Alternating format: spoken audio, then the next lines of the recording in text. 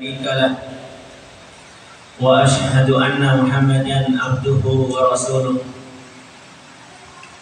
قال الله تعالى: يا أيها الذين آمنوا اتقوا الله حق تقاته ولا تموتن إلا وأنتم مسلمون.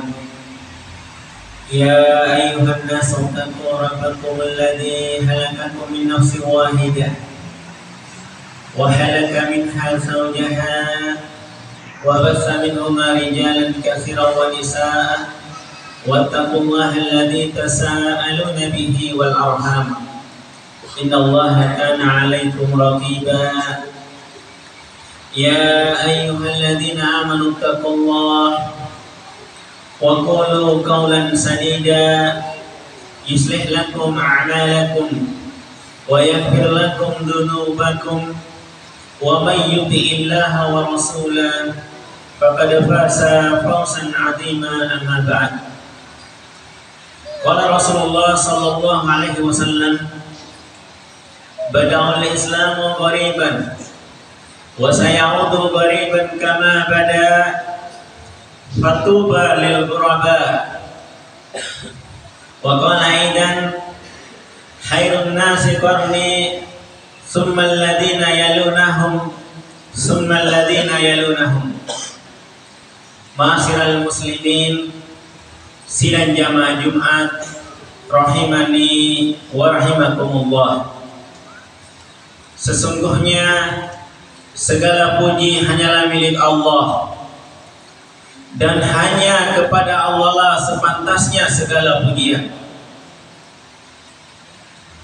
Ketika Allah Subhanahu wa ta'ala memberikan petunjuk kepada seseorang, maka tidak ada seorang pun yang bisa menyesatkannya.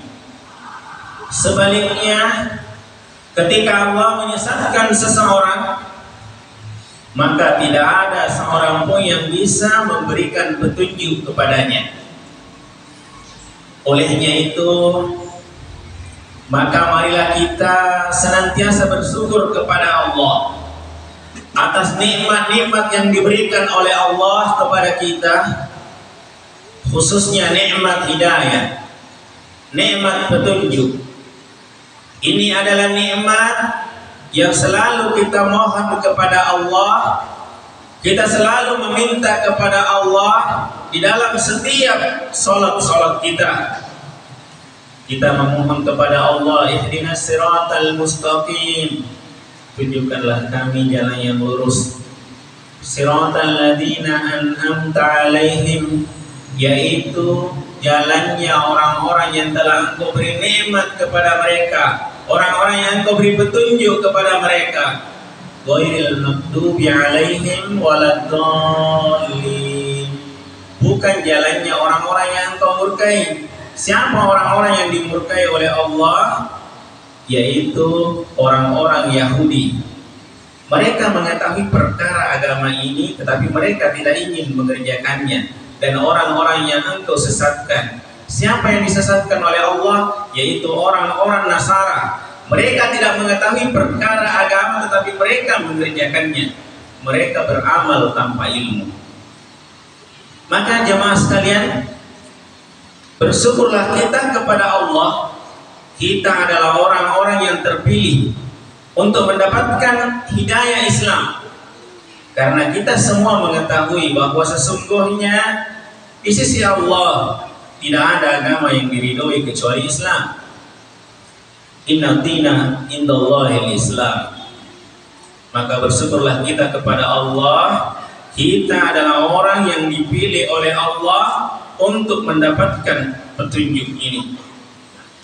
Salawat dan salam semoga senantiasa kita kirimkan kepada baginda Rasulullah sallallahu alaihi wasallam beserta dengan keluarga, para sahabat, dan orang-orang yang mengikuti beliau dengan baik hingga akhir zaman. Atas usaha mereka lah, atas kerja mereka lah, mereka membawa kita dari alam kesyirikan ke alam tauhid, membawa kita dari alam jahiliyah, dari alam kebodohan ke alam ilmu. Ma'asyiral muslimin, sidang jamaah Jumat yang dimuliakan oleh Allah Subhanahu wa taala. Kembali pada kesempatan Jumat ini kami selaku khatib mewasiatkan kepada diri kami dan mengajak kepada jemaah sekalian untuk senantiasa bertakwa kepada Allah, yaitu dengan menjalankan segala perintah-perintah Allah dan meninggalkan semua larangan-larangan Allah. Karena kita semua paham, kita semua mengetahui bahwa nanti kita pasti akan datang menghadap kepada Allah untuk mempertanggungjawabkan semua amalan-amalan perbuatan kita selama di kehidupan kita di dunia ini. Ma'asyiral muslimin, sidang jamaah Jumat yang dimuliakan oleh Allah Azza wa Jalla, tak terasa kita sudah berada di penghujung tahun. Waktu berlalu dengan cepatnya, maka sudah menjadi keharusan bagi kita untuk senantiasa bermuhasabah, melakukan introspeksi bagaimana keadaan kita, bagaimana keadaan keluarga kita, bagaimana keadaan saudara-saudara kita kaum muslimin secara umum. Jemaah sekalian, pada kesempatan Jumat ini saya akan menyampaikan salah satu hadis dari Rasulullah Sallallahu Alaihi Wasallam yang diriwayatkan oleh sahabat Sauban. Pernah suatu kesempatan Rasulullah Sallallahu Alaihi Wasallam bersama dengan para sahabat di dalam suatu majelis. Kemudian Rasulullah bersabda, nanti akan datang suatu waktu di mana umat-umat lain akan memperebutkan kalian sebagaimana diperebutkannya makanan di atas sebuah nampak. Maka sahabat bertanya, ya Rasulullah, apakah pada saat itu kita dalam keadaan sedikit? Apakah pada saat itu kita dalam keadaan minoritas? Maka Rasulullah menjawab, tidak. Bahkan pada saat itu kalian dalam keadaan mayoritas, tetapi banyaknya kalian seperti sebuah buih di lautan.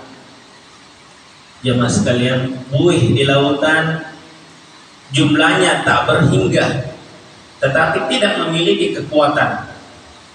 Buih di lautan terombang-ambing, dihempas oleh ombak.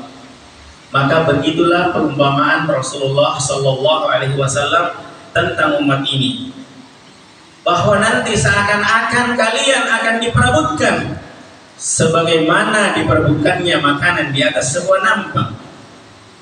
Apa yang disampaikan oleh Rasulullah Sallallahu Alaihi Wasallam saat ini menjadi sebuah kenyataan, bahwa umat Islam, walaupun kita secara kuantitas, secara jumlah kita dalam keadaan mayoritas, tetapi umat Islam tidak memiliki kekuatan. Umat Islam seperti sebuah buih, mereka terombang-ambing, dipermainkan oleh ombak. Kita melihat jemaah sekalian bagaimana saudara-saudara kita di Palestina sudah sekitar 100 tahun di bawah penjajahan orang-orang Yahudi. Saudara-saudara kita di Uighur, umat Islam di salah satu daerah bagian di Cina, mereka tidak bisa beribadah, mereka tidak bisa sholat, mereka tidak bisa berpuasa di bulan Ramadan. Ketika mereka melakukan itu, maka mereka akan mendapatkan siksaan-siksaan. Saudara-saudara kita di Rohingya, mereka diusir dari negeri-negeri mereka. Jemaah sekalian, inilah realita keadaan yang dialami oleh umat Islam pada saat ini.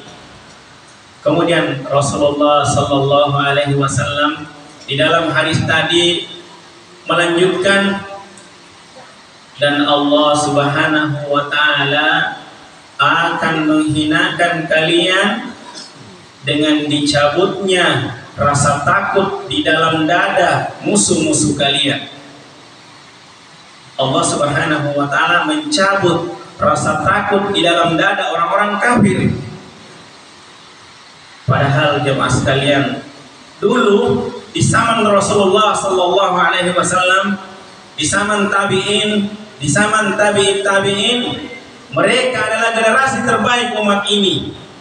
Pada saat itu, 1 bulan sebelum, dalam waktu perjalanan 1 bulan, ketika orang-orang kafir mendengar bahwa pasukan Islam melakukan perjalanan, maka mereka gemetar, mereka ketakutan. Dan akhirnya jemaah sekalian, kita melihat bagaimana cepatnya perkembangan agama ini.